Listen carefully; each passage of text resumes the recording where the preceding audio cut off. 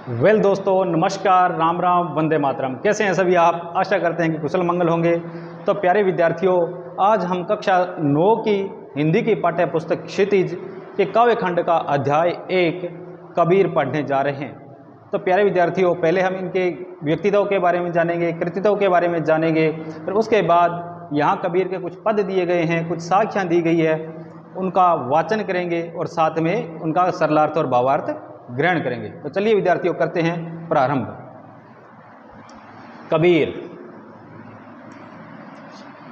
कबीर का जन्म और मृत्यु के बारे में अनेक किंवदंतियां प्रचलित है। किंवदंतियां का मतलब होता है कि अनेक प्रकार की बातें प्रचलित है, अर्थात विद्वानों में भी मतभेद है कि इनका जन्म कब हुआ था।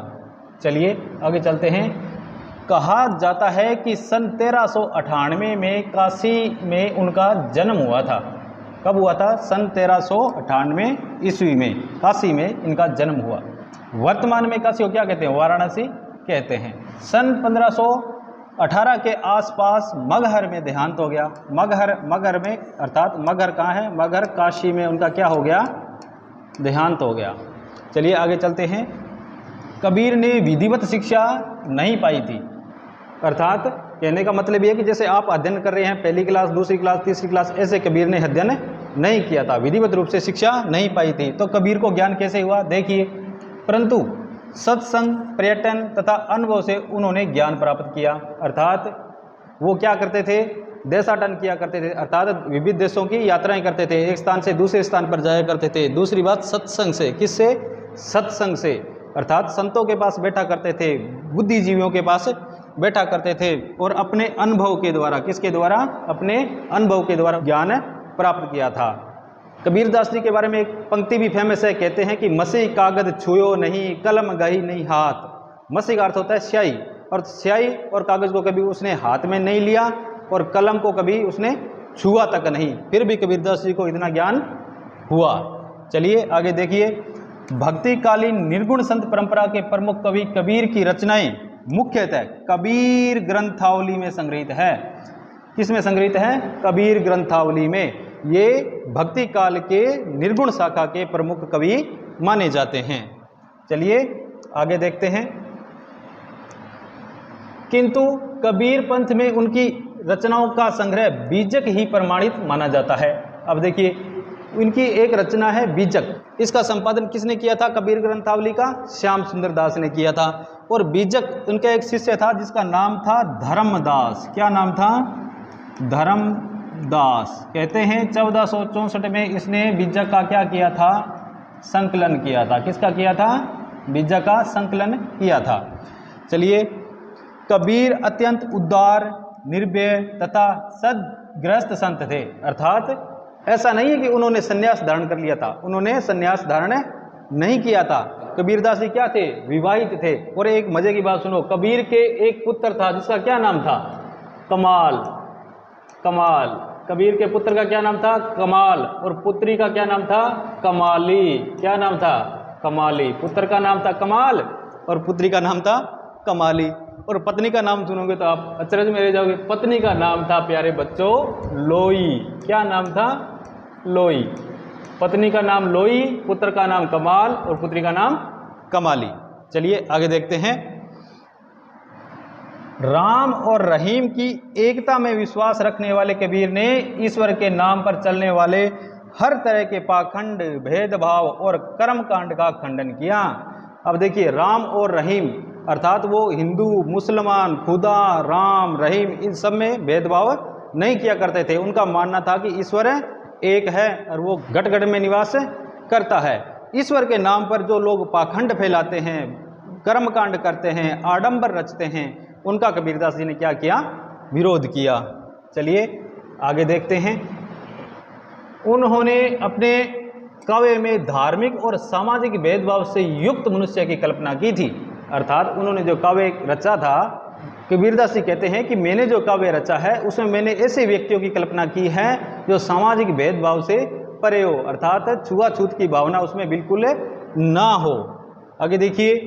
ईश्वर प्रेम, ज्ञान तथा वैराग्य, गुरु भक्ति, सत्संग और साधु महिमा के साथ आत्मबोध और जगत बोध की व्यक्ति उनके काव्य में हुई है।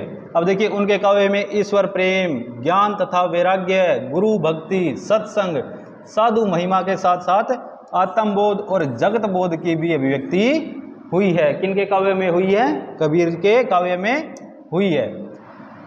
कबीर की भाषा की सहजता ही उनकी काव्यात्मकता की शक्ति है।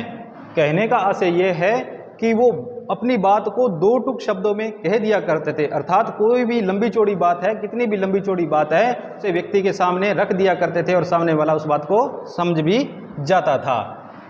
जन भाषा के निकट होने के कारण उनकी काव्य भाषा में दार्शनिक चिंतन को सरल ढंग से व्यक्त करने की ताकत है। तो प्यारे विद्यार्थियों, ये था कबीर जी का मोटा मोटा परिचय। अब हम इसके पदों की क्या करते हैं? व्याख्या करते हैं, इसके सरलार्थ को समझते हैं, भावार्थ को जानते हैं। चलिए देखते हैं, पहले इसका वाचन कर लेते हैं। इनके 7 साखियाँ दी गई है, यहाँ पर क्या दी गई है? साखियाँ। कितनी दी गई है? 7। पहले इसका वाचन कर लेते हैं, फिर एक एक का क्या करेंगे? हम अध्ययन करेंगे। मान सरोवर सुभर जल, हंसा कैली कराई, मुक्ता फल मुक्ता चुगे, अब उड़ी अनंत न जाई। प्रेमी ढूंढत मैं फिरो, प्रेमी मिले न कोई, प्रेमी को प्रेमी मिले, सब विष अमृत होय। हस्ती चढ़िए ज्ञान की सहज दुलीचा डारी, स्वान रूप संसार है भूखन दे झक मारी। पखा पकी के कारणे सब जग रहा भुलान, निरपक होई के हरि भजे सो ही संत सुजान। हिंदू मुआ राम कही, मुसलमान खुदाई, कहे कबीर सो जीवता, जे दुहू के निकट न जाई। काबा फिरी काशी भया, रामी भया रहीम, मोट चून मैदा भया, बैठ कबीरा जीम। ऊंचे कुल का जन्मिया, जे करनी ऊंच न होई, सुब्रण कलश सुरा भरा, साधु निंदा सोई। अब प्यारे विद्यार्थियों, हम इसके एक एक साखी की क्या करेंगे? व्याख्या करेंगे। तो ध्यान से देखिए, शब्दार्थ को साथ साथ में लिख लीजिए ताकि किसी प्रकार की समस्या का सामना ना करना पड़े। चलिए देखिए, मान सरोवर सुबर जल, हंसा कैली कराई। अब देखिए, मान सरोवर क्या है? हिमालय पर्वत पर एक जल कुंड है। कहाँ है? हिमालय पर्वत पर क्या है? एक जल कुंड है, जल कुंड। आई बात समझ में? आगे सुभर यानी कि ऊपर तक क्या भरा है? जल। हंसा यानी कि हंस। कैली, कैली का अर्थ होता है क्रीड़ा। क्या अर्थ होता है? क्रीड़ा। कराई यानी कि कर रहे हैं। क्या कर रहे हैं? क्रीड़ा कर रहे हैं। अब देखिए इसकी व्याख्या देखते हैं। मान सरोवर सुबर जल, हंसा कैली कराई। कबीरदास जी कहते हैं कि हिमालय पर्वत के ऊपर एक जलकुंड है जो स्वच्छ जल से, निर्मल जल से ऊपर तक भरा हुआ है, और वहाँ पर हंस नामक पक्षी क्या कर रहे हैं? क्रीड़ा कर रहे हैं। आगे देखिए, मुक्ता फल मुक्ता चुगे, अब उड़ी अनंत न जाई। मुक्ता फल, मुक्ता फल का अर्थ होता है मोती। क्या अर्थ होता है? मोती। मुक्ता चुगे अर्थात मुक्त होकर, क्या होकर? मुक्त होकर चुग रहे हैं, निर्भय होकर चुग रहे हैं। अब उड़ी अनंत न जाई। अब उड़कर, अनंत, अनंत का अर्थ होता है दूसरे स्थान पर, अन्यतर स्थान, अन्यतर स्थान यानी कि दूसरा स्थान। अब देखिए कबीरदास जी क्या कहते हैं कि वहाँ पर क्या है? हंस नामक जो पक्षी है वो मोती चुग रहा है। कैसे चुग रहा है? मुक्ता फल मुक्ता चुगे, अर्थात मुक्त होकर चुग रहा है। उसे किसी प्रकार का भय नहीं है और उसमें उसे इतना आनंद प्राप्त हो रहा है, वो अपने आप में इतना आनंदित हो रहा है कि वो जगह छोड़कर जाना नहीं चाहता, अर्थात दूसरे स्थान पर वो जाना नहीं चाहता। आगे चलिए, प्रेमी ढूंढत मैं फिरो, प्रेमी मिले न कोई। अब कबीरदास जी कहते हैं यहाँ प्रेमी का मतलब है ईश्वर भक्त। क्या मतलब है? लिख लीजिए, ईश्वर भक्त। अब देखिए विद्यार्थियों, ये पहले जो शब्दार्थ हैं इसको क्या करें? आप साथ साथ में लिख ले, क्योंकि यहाँ जगह कम है, मैं साथ साथ में इसको हटा दूंगा। प्रेमी, प्रेमी का मतलब क्या होता है?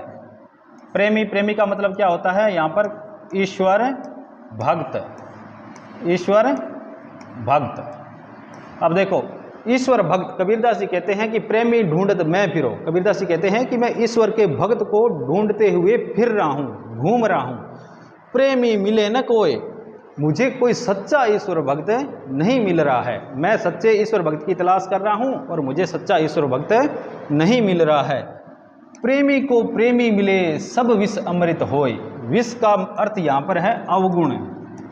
क्या है? अवगुण। और अमृत का अर्थ परम आनंद। क्या है? परम आनंद। आई बात समझ में? अवगुण कह सकते हैं, सांसारिक दुख कह सकते हैं, एक ही बात है। अब देखिए कबीरदास जी कहते हैं कि अगर सच्चे ईश्वर भक्त को प्रेमी मिले, प्रेमी को प्रेमी मिले, अर्थात सच्चे ईश्वर भक्त को अगर कोई सच्चा ईश्वर भक्त मिल जाता है तो क्या है? सारे के सारे अवगुण दूर हो जाते हैं, सांसारिक दुख हैं जो वो क्या हो जाते हैं? दूर हो जाते हैं। और अमृत होई अर्थात उसे परम आनंद की प्राप्ति होती है। आगे देखिए, हस्ती चढ़िए ज्ञान की सहज दुलीचा डारी, स्वान रूप संसार है भूकन दे झक मारी। हस्ती का क्या अर्थ है? हाथी। हस्ती का अर्थ है हाथी।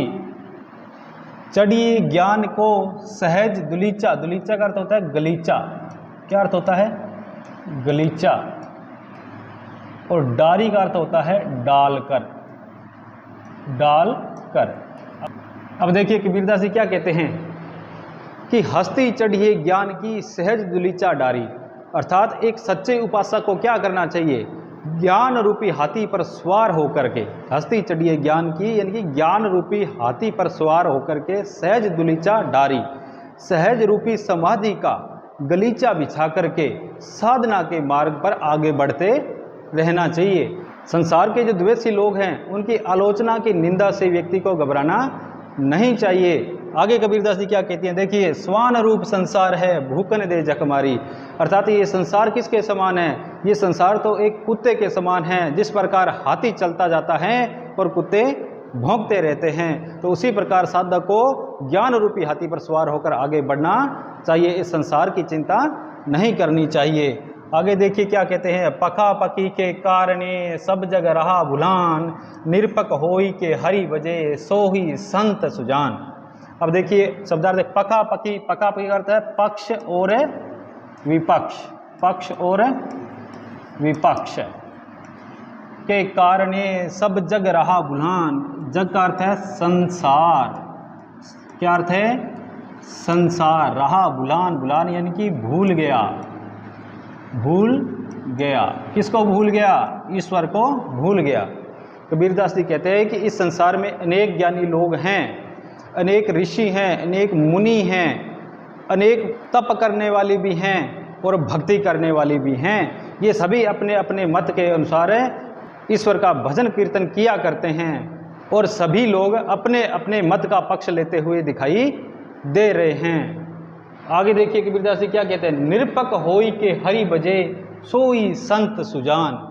कबीरदास जी कहते हैं कि ये जो जितने भी श्रेष्ठ लोग हैं, ज्ञानी पुरुष हैं, इनमें से ये कई तो साकार उपासना को, कई निराकार उपासना को, कोई तप को और कोई भक्ति को श्रेष्ठ बताते जाते हैं, परंतु ये पक्ष और हट है ना लोगों का, जो वो क्या करता है? वो लोगों को भ्रम में डालता है, अर्थात संसार के लोगों को क्या करता है? भ्रमित करता है।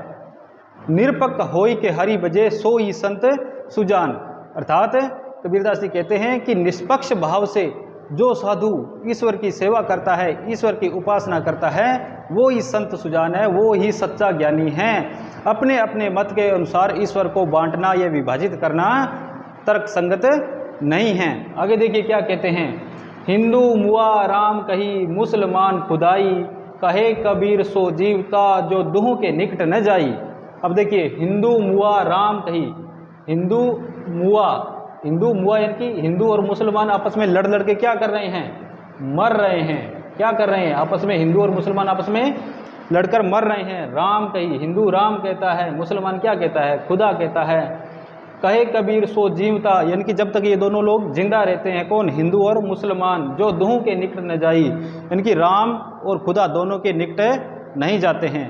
कहने का तात्पर्य यह है कि हिंदुओं के अनुसार परमात्मा का नाम राम है और मुसलमानों के अनुसार परमात्मा का नाम क्या है? खुदा है।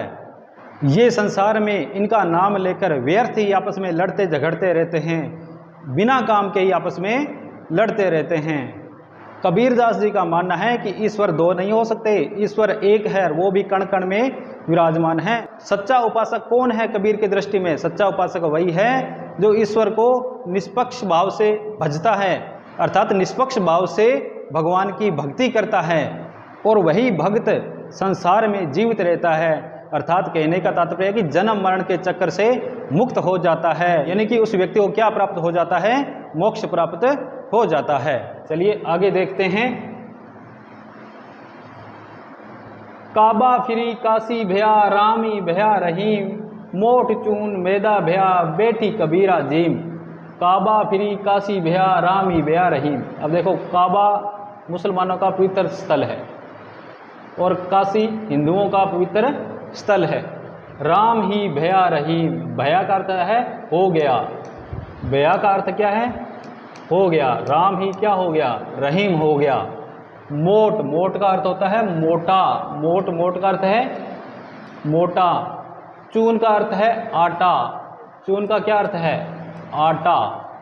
मैदा यानी कि बारीक आटा हो गया। भया यानी कि हो गया। बैठी कबीरा जीम यानी कि बैठ करके इसका क्या करो, भोजन करो। अब इसका सरलार्थ अलग है, भावार्थ अलग है। हम इन दोनों को समझेंगे। पहला क्या है, काबा फिरी काशी भया रामी भया रहीम। कबीरदास जी कहते हैं कि मैं मुसलमानों का जो पवित्र स्थल है वहाँ पर भी गया और काशी भी गया, इन दोनों में कोई अंतर नहीं है। रामी भया रहीम, रामी क्या है, रहीम है। मोट चून मैदा भया अर्थात विभिन्न प्रकार के अन्न को, विभिन्न प्रकार के खाने योग्य अन्न को पीस करके क्या कर लिया, एक जगह इकट्ठा कर लिया और वो क्या बन गया, आटा बन गया। अब क्या है कि इसको आराम से बैठकर इसका क्या किया जाए, भोजन किया जाए। अब इसके भावार्थ को समझते हैं, कबीरदास जी कहना क्या चाहते हैं। कबीरदास जी कहते हैं कि मेरे हृदय में जो धार्मिक विभिन्नताएं थी, धार्मिक मतभेद थे, वो सारे के सारे क्या हो गए हैं, दूर हो गए हैं। मुझे इस बात का पता चल गया है कि सभी लोगों में, संसार में जितने भी प्राणी हैं, सभी में किसका वास है, ईश्वर का वास है। और ये भावना है जो मेरे हृदय में अंदर तक बैठ गई है। अब मुझे काबा और काशी में, राम और रहीम में कोई अंतर नजर नहीं आता। अर्थात ये सारे के सारे क्या हैं, एक ही हैं।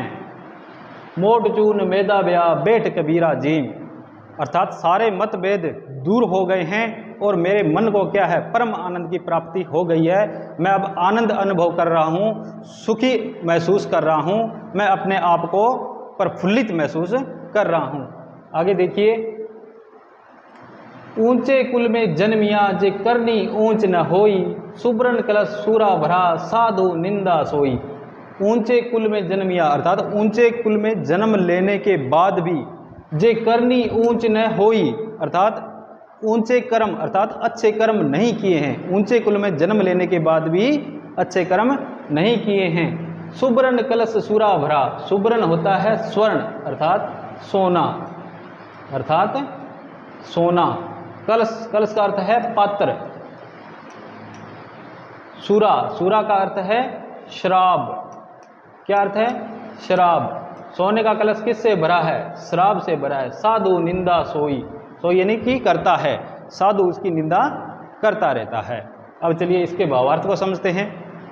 कबीरदास जी कहते हैं कि व्यक्ति ने अगर ऊंचे कुल में जन्म लिया है अर्थात बड़े कुल में जन्म लिया है और उसने क्या नहीं किए, अच्छे कर्म नहीं किए हैं, तो कोई भी व्यक्ति, कोई भी सज्जन व्यक्ति उसकी प्रशंसा नहीं करता, अर्थात किसी को करने भी नहीं देगा, क्योंकि उसने एक तो ऊंचे कुल में जन्म लिया है और दूसरा अच्छे कार्य भी नहीं कर रहा है।